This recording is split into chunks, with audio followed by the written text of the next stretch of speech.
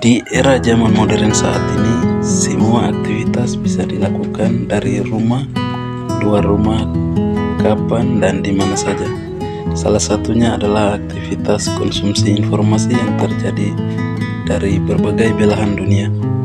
Kita bisa mendapatkan informasi baik secara lisan maupun tulisan melalui media online, cetak, atau secara langsung di lapangan. Akan tetapi sayangnya hampir sebagian orang di antara kita banyak yang salah dalam memperoleh informasi. Kesalahan yang saya maksudkan di sini adalah bagaimana cara kita dalam menerjemahkan informasi, menanggapi, dan selanjutnya kita menyebarluaskan.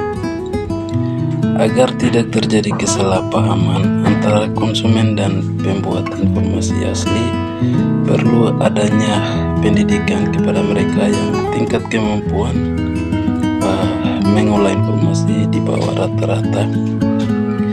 Pada kesempatan ini saya akan memberikan beberapa trik dan tahapan agar informasi yang dikumpulkan oleh kita bisa terakurat, terpercaya, dan bisa dipertanggungjawabkan.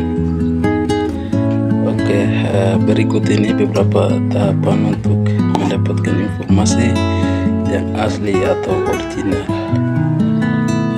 Yang pertama, baca atau nonton dari sumber terpercaya.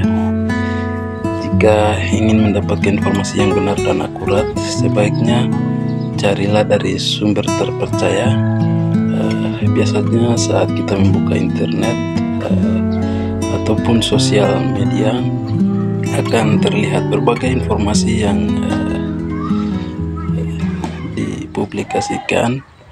Ini karena diakibatkan jutaan akun setiap harinya saling memberikan informasi antara satu sama lain.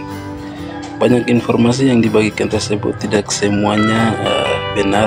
Oleh karena itu kita harus berhati-hati, tidak mudah percaya, dan harus cermat dalam menyaring informasi.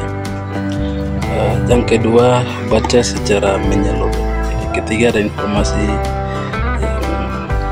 disebarluaskan, maka agar informasi itu benar dan terakurat, kita harus baca secara menyeluruh. Seringkali kita temukan banyak berita yang isinya berbeda atau bahkan tidak sesuai dengan judul. Tak sedikit pula orang yang terprovokasi hanya karena membaca berita atau informasi dari judul saja. Maka dari itu, sebagai pengguna yang bijak, mari kita harus dapat membaca informasi yang diterima secara keseluruhan, tidak hanya dari judul atau poin-poin saja, agar terhindar dari info-info hoax atau berita palsu. Kemudian yang ketiga, bandingkan dengan situs lainnya. Jadi ketika ada informasi, alangkah baiknya kita membandingkannya dengan situs-situs atau media-media dari yang lainnya. Apakah informasi itu benar atau salah? Ya, kita bisa terapkan dalam menyerap informasi dengan membandingkan dengan situs lain ini untuk mewaspadai, karena meski judul dan isi konten sudah sesuai, kita harus tetap berhati-hati apabila informasi yang ingin disebarluaskan. Hal ini bukan tanpa alasan, karena terkadang suatu media berpihak kepada golongan atau kelompok tertentu sehingga konten yang disajikan mengandung pro dan kontra. Menyikapi suatu permasalahan agar lebih aman, kita perlu mengecek kembali dan membandingkan dengan situs lain atau media-media lain yang membahas informasi yang serupa atau sama. Oke, itulah 3 trik atau cara yang bisa kita lakukan agar setiap informasi yang kita konsumsi bisa terakurat, terpercaya, dan tidak mengandung hoax atau palsu. Semoga bermanfaat. Sampai jumpa di episode video berikutnya.